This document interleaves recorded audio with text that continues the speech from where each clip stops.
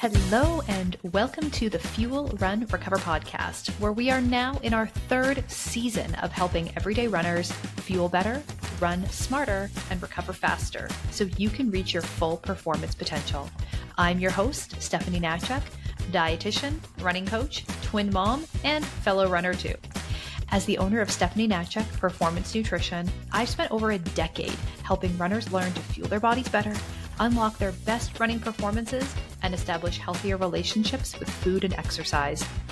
This podcast is all about helping you become the very best runner you can be by teaching you the running-specific nutrition, training, and recovery strategies that you need to reach all your wildest health, fitness, and running goals.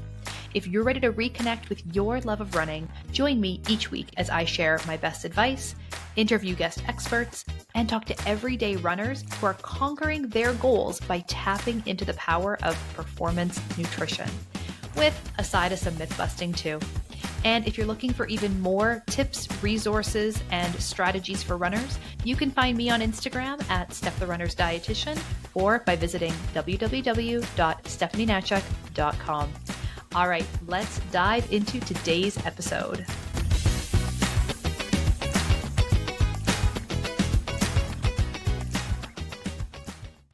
Start today's episode, I just want to really quickly invite you to download my free fueling guide and strength training guides for runners. Currently available as a handy little bundle for you all in one at the link in the show notes.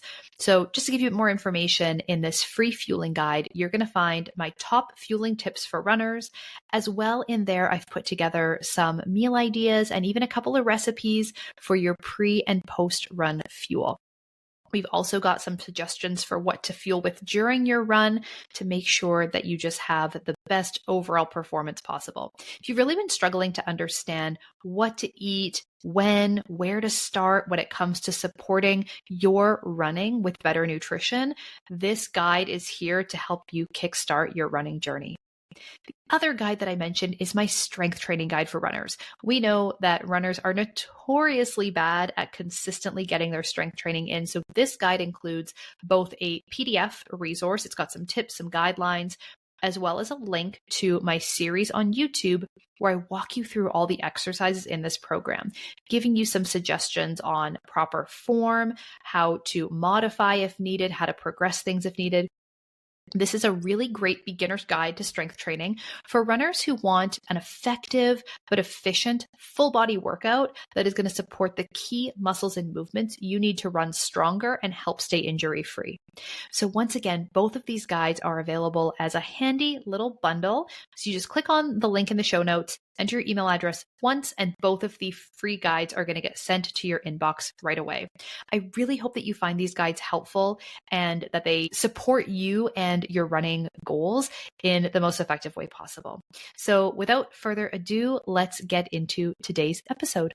Hello and welcome to this week's episode of the Fuel, Run, Recover podcast, where we are diving into your running how-to guide. And we are covering a couple of different topics on running how-tos, starting with how to run uphill. And so I wanted to break down a couple of these how-tos for you today, give you some tips on how to tackle these different, running issues or running things to make it more effective. And if you have a race coming up that is going to be a particularly hilly course or anything like that, then you kind of know how to approach hill training and how to kind of approach the hills during your race so you just feel more prepared and more confident heading into it. So first up on today's running how-to guide is how to run uphill. So running uphill is challenging, more challenging, of course, than running on flat ground. Arguably, whether or not it's harder than running downhill, because we're going to talk about how to run downhill in a minute. But what's really going on? Like, why is running uphill hard, right? And the main reason is because gravity is working against you. When you're on an incline, when you're running uphill, gravity is pulling you backwards and pulling you back down the hill. So what that means is that there's more effort and more energy required with each step to lift your body, not just propel your body forward like you do on flat ground, but to actually lift your body up the hill, right? You're having to work against gravity in order to climb up that hill, in addition to continuing to propel yourself forward the way you already are as a runner. So there's more energy required, more effort required. This increases the demand on our cardiovascular and muscular systems. So, as you know, if you've ever run up a hill in your life, your heart rate climbs faster, your breathing definitely gets heavier, and you feel your legs working harder, right? Like you noticeably see that increased demand on your muscles and on your cardiovascular system, right? Even if your pace has not changed, right? If you're still running at the same pace, but you run uphill, definitely a higher rate of perceived exertion and more effort to do that. So when you're running uphill, you're naturally going to slow down and you're going to have reduced momentum and a shorter stride length. Again, because it's just taking more effort in order to continue to move against gravity and lift yourself upwards as well as forwards. And so you're going to have to just slow down again to keep your rate of perceived exertion steady. And of course, hills look intimidating. Like if you've ever, come around the corner on a run and maybe it's a route that you're not used to and you all of a sudden like come around the corner and like, boom, there's like great big hill in front of you. It's like, and they can be intimidating. And heading into a race situation, they can be a huge mental barrier if you don't feel adequately prepared for them. And sometimes this can kind of freak us out and cause us to even perform worse in that moment because our rate of perceived exertion is already high because we're looking at the hill and we're feeling intimidated by the hill.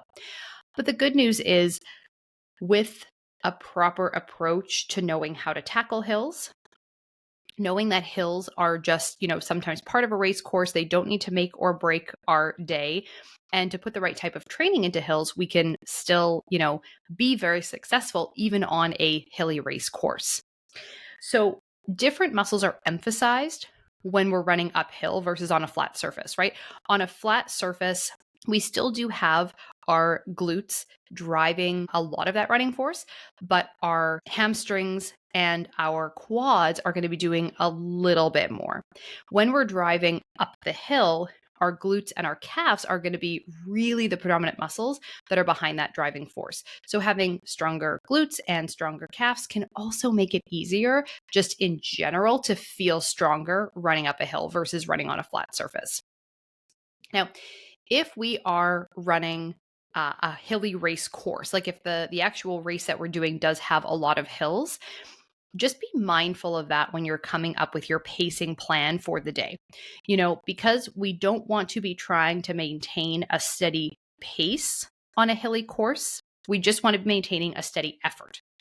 Because if we are trying to maintain a steady pace, regardless of changes in elevation, then we can wind up really burning ourselves out on those uphills, right? Working way too hard on those uphills, getting ourselves into dangerous territory in terms of not being able to then recover so we can maintain that same pace for the duration of that race. So be okay with slowing down a little bit on the hills. Or even if it's a really hilly course, you might even find that you are better off walking up some of the steeper hills because you're going to slow down and you want to just make sure that your effort stays consistent versus your pace.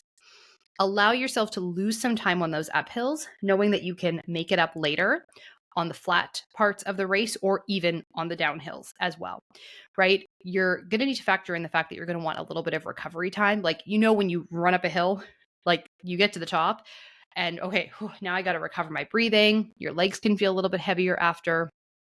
Having a little bit of recovery time planned into your overall strategy can just make sure that you're still racing smart and not letting a hilly course totally defeat you. And I know that there's a pull, especially in a race situation, to want to just drive up that hill and just like power up it. And, everyone else is walking and you're just like, to the top of the hill. Don't do that. You don't need to be that person. I've been that person. And, unless you are in absolute peak tip-top shape and this is a short race and there's just like maybe one hill and it makes you feel all powerful to do that, cool. But if you're on a hilly course, and this is just the beginning, do not be doing stuff like that in the first 5K of your marathon. Instead, scale it back, keep your effort consistent, take it easy. And if you want to power up the last hill towards the finish line, be my guest. But remember, you still got a long way to go, and you are going to be just taxing your system far sooner than you really need to be. So when you're actually running up the hill, what can you do to make it as efficient and as easy as possible? Even though, of course, yes, we can't change gravity and all those other things. So the one thing to remember when you're running up the hill is you want to have that slight forward lean, ideally from your ankles. So this is going to help to keep your center of gravity a little bit more forward, a little bit more over your feet, and not put as much strain on your lower back. If you're bending forward from the waist as you're going up the hill, then you're going to be putting a lot of emphasis on your lower back muscles. You want to be upright, keep your posture nice and tall. So still have that same posture that you would have when you're running on flat ground, but you're going to just be leaning forward a little bit from your ankles.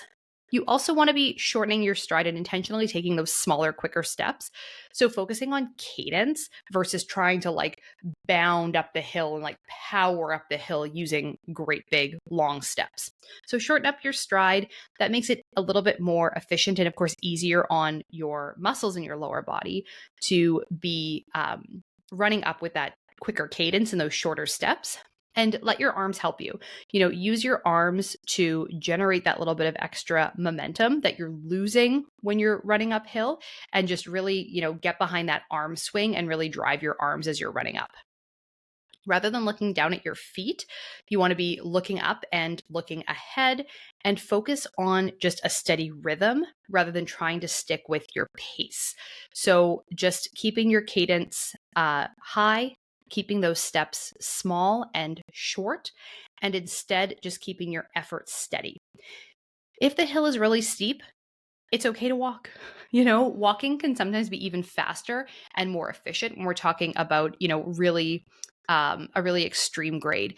If you're out there on a trail, if you're running in places with really significant elevation changes, then walking might be your best bet to still have some gas left in the tank to actually run when you're able to. If you absolutely destroy yourself running uphill as hard and as fast as you can, you might not have anything left in the tank for when it comes to the flat parts of the course or future hills. So that's running uphill. How to run uphill, why it can be hard, some things to keep in mind, some things you can remember when training and racing for uphill running.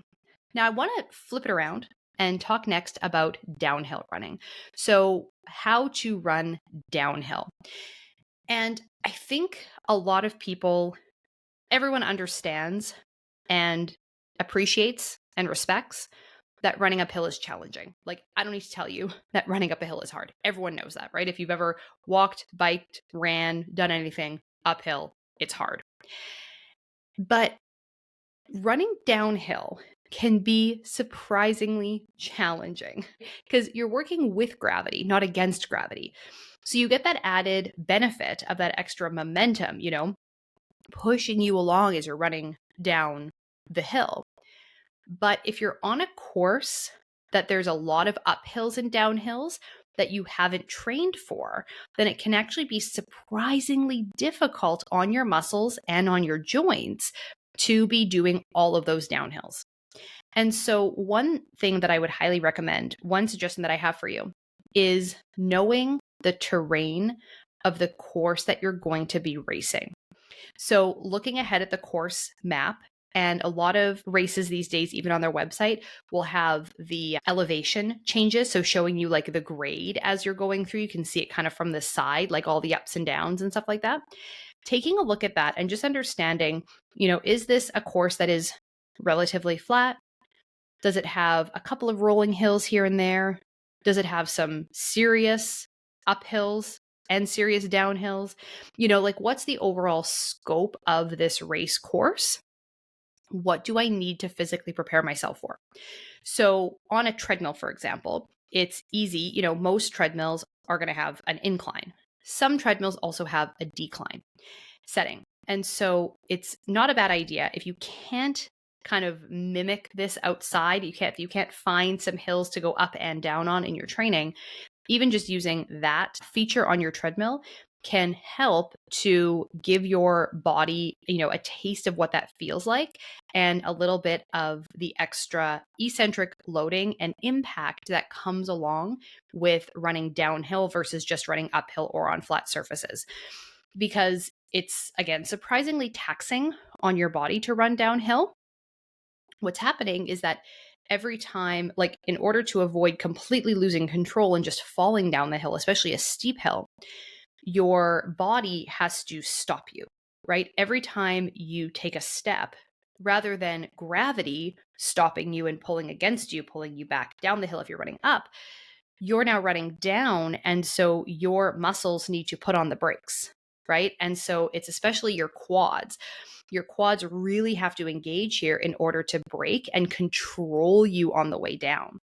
And so if you're not used to it, you haven't done a lot of this specific work, then you might find that your quads get toast very, very quickly on these downhills. And then it's really hard for them to contribute what they should be for the other parts of that race and for the rest of that run. The other thing is that because you are running downhill, each foot strike is creating more force than running on flat ground. So every time you strike the ground, there's more force than if you were running flat. And so this also increases stress on your joints, especially on your knees and on your hips. And of course, your feet, right? Every time you're having to use those braking forces and, your feet are going to be moving forward a little bit in your shoes. Toes can also take a real beating if you're doing a lot of downhill running. And it's easy to start overstriding, taking really big steps, feeling like your form is not that good, losing a little bit of control and getting unstable. And so, of course, this is also a place where you can find yourself getting injured more frequently. Again, especially if we're talking about trail runs, really steep descents, really big hills that you might encounter on a race course. So while running downhill, you might save some energy and you might be able to pick up a little bit of speed. It's not a freebie in terms of risk. It's not a freebie in terms of challenges. And again, that eccentric loading through your quads can really be a big detriment to your performance and the way that you're running for the rest of that event. And so running on flat ground just provides us, our bodies, with a more even distribution of load between the different muscles involved in the running motion. When we're running uphill or running downhill, we're changing the emphasis on what parts of our bodies are having to put in more work than they would on flat ground. And so this is why both running uphill and running downhill are both challenging in their own way. Now, as we all know, there has been a change with Boston qualifying times where there are some, fairly predominant races that are net downhill races. So over the course of that race, there is going to be a mild downhill. And this can give a runner a noticeable boost. You might finish that race a little bit sooner. You might have a faster finish time than if you were running on flat ground. And, that is definitely a benefit for some people, obviously, but you have to train for it, right? Like you can't necessarily just show up and think that, oh, it's downhill, it's going to be so easy. And so I'm just going to hoof it through this whole thing and just run down the hill and be totally fine. Like it still can be incredibly challenging to do that. And so these are races that if you're interested in doing these events, that's great, but do make sure that you've trained for both uphill and downhill running. So what to keep in mind when you're running downhill, how to focus on your form when you're running downhill, because you want to not lose control and not lose all of your efficiency. So you do still want to have a slight forward lean, again, from your ankles, not from your waist. Try to keep those strides short and quick, right? We're still looking at cadence. We're still wanting our cadence to be relatively fast, relatively high, because shorter, faster steps are going to help you maintain control as you're running downhill and not just freewheel it and just, be bounding down the hill, taking these big long steps, again, that's going to really overinflate your risk of injury. And we don't want to be emphasizing braking forces any more than we need to, right? We're already utilizing and engaging our quads to a high degree to brake ourselves as we're running down the hill. So overstriding and heel striking to a high degree, getting your foot way out in front of you, is just going to add to that and just increase your risk of getting hurt. We want to stay relaxed, right? We don't want to feel out of control and like we're kind of flailing as we run down the hill. We want to, stay relaxed, stay in control, keep those steps short. And even though, yes, it is easy to get going a little bit more quickly, we don't want to just like totally let that go, totally go off the rails and just be like racing down, going as fast as we can. Again, that just increases our risk of tripping, falling, getting hurt, etc. All right, so that is it for today's episode, part 1 of my how-to guide, where we talked about how to run uphill and how to run downhill. I'm going to be coming back next week with the next part of our how-to guide, which is going to be how to run in the heat and how to run in the cold. So thanks so much for tuning in today, and I hope that you enjoyed this episode, gave you some good tips and some good things to think about when you're planning for your upcoming race. And of course, we will see you right back here next week. Bye for now.